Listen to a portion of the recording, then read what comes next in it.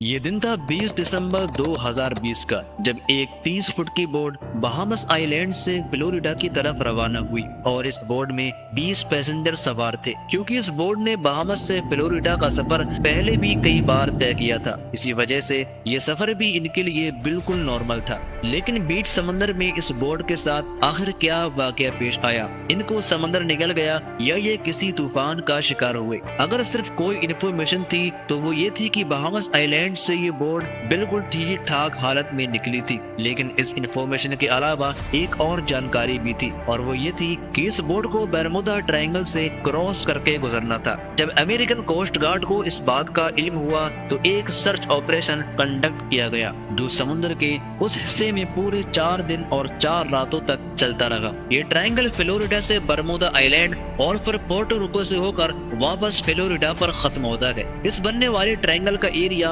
8 lakh square kilometre के बराबर है, यानी ये ट्रायंगल पाकिस्तान और टर्की से भी ज्यादा बड़ा है, जिसको कभी बरमुदा ट्रायंगल तो कभी डेविल्स ट्रायंगल भी कहा जाता है। ये ट्रायंगल अपने मिस्टीरियस फिनोमिना की वजह से पूरी दुनिया में बदनाम है, जहाँ से गुजरते वक्त शिप्स और एयरलाइंस का एक कॉन्टैक्ट अपनी बेस स्टेशन से अचानक टूट जाता है और वो हमेशा हमेशा के लिए गायब हो जाते हैं। अभी तक शिप्स और एयरलाइंस की एक बहुत बड़ी तादाद इस ट्रायंगल में गुम हो चुकी है। आज तक इनमें से सिर्फ चंद शिप्स और एयरलाइंस का मलबा ढूंढने वालों को समुद्र के बॉटम में मिला है, लेकिन वो भी उस जगह से नहीं जहां वो आखिरी बार रेडार पे शो हुए थे। जबकि दूसरों का तो ना तो मलबा मिला और ना ही उनके अंदर मौजूद लोगों का आज तक किसी को पता चल सका है। समुद्र के इस हिस्से में ताकतवर वॉर्टेक्स पाया जाता है या फिर यहाँ सी मॉन्स्टर्स या एलियंस का बसेरा है। आखिर बरमुदा ट्रायंगल में कुछ तो अब नॉर्मल जरूर है, जिसकी वजह से ना तो ये बड़ी से बड़ी कार्गो शिप्स को छोड़ता है और न ही किसी जहाज को।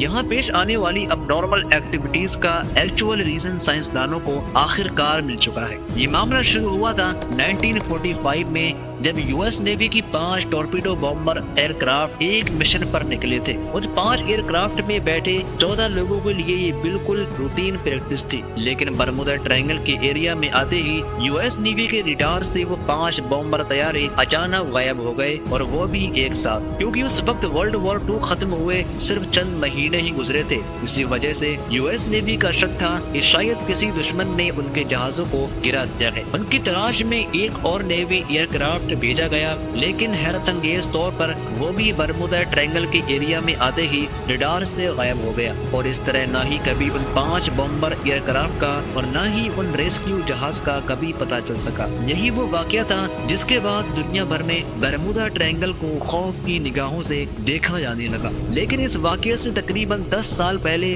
कुछ ऐसा ही एक सीन एक और जहाज के साथ हुआ था, लेकिन खुशकिस्मती से वो अपनी जान बचाने में कामयाब हो गए थे। 19 साल ट्विंस जॉर्ज और डेविड अमेरिकन नेवी में ऑफिसर्स थे। अचानक इनको अपने वालिद की मौत की खबर मिली तो इनको एक प्राइवेट एयरक्राफ्ट में बैठकर अपने होम टाउन जाना पड़ा। अभी जहाज को बरमुदा ट्रायंगल के समुद्र के ऊपर पहुंचे सिर्फ 20 मिनट ही गुजरे थे कि पायलट ने इनको बताया कि जहाज के तमाम इंस्ट्रूमेंट्स काम करना छोड़ चुके हैं। न ही पायलट को फ्यूल का अंदाजा था और न ही उसका रेडियो काम कर रहा था, और न ही उसको यह मालूम था कि इस वक्त वो किस डायरेक्शन में जा रहा है। इन दोनों भाइयों का कहना था कि इतनी ऊंचाई से हमें ना ही कोई शिप नजर आ रही थी और ना ही जमीन का कोई छोटा हिस्सा, दूर दूर तक सिर्फ पानी ही पानी नजर आ रहा था। इतने में पायलट के पसीने छूटने शुरू हो गए और वो बेहोश हो गया। लेकिन खुशकिस्मती थी कि जहाज में को पायलट भी मौजूद था, जिसने जहाज को कंट्रोल संभाल लिया और चंद घंटों की इस खौफनाक परवाज के बाद आखिरकार उनको जमीन नजर आ गई, जहाँ जहाज को इमरजेंसी लैंड कर लिया गया।